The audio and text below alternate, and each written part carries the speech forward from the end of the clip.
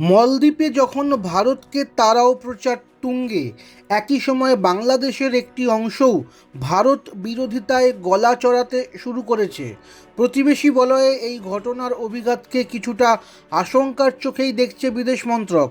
আর তাই ঢাকায় ভারত বিরোধী সুর প্রকট হওয়ার পিছনে যেসব কারণকে সামনে নিয়ে আসা হয়েছে তাকে প্রশমিত করতে কোমর বেঁধেছে ভোটের মুখে দাঁড়ানো মোদী সরকার।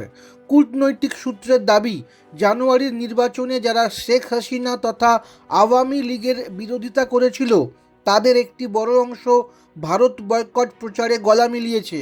নয়াদিল্লি মনে করে এর পেছনে কোনো সংগঠিত শক্তি বা রাষ্ট্রের ইন্ধন রয়েছে। ভারতের বাজারে পেঁয়াজের যোগানে সংকট এবং তার জেরে দাম বেড়ে যাওয়ার আশঙ্কায় মোদী সরকার রফতানিতে হ্রাস টেনেছিল। গত বছর থেকেই দুই বন্ধু রাষ্ট্র বাংলাদেশ এবং সংযুক্ত আরব আমিরশাহীকে পেঁয়াজ পাঠানো বন্ধ করে দেয় ভারত। বিষয়টি নিয়ে বারবার আবেদন জানান হাসিনার মন্ত্রী এবং সরকারি কর্তারা। সম্প্রতি সে দেশে ভারত বিদ্বেষের যে ঢেউ তৈরি হয়েছে সে কথাও বিদেশ মন্ত্রকের অজানা নয়। তাই রমজান এবং ঈদের আগেই 50,000 টন পেঁয়াজ ঢাকাকে পাঠিয়েছে দিল্লি।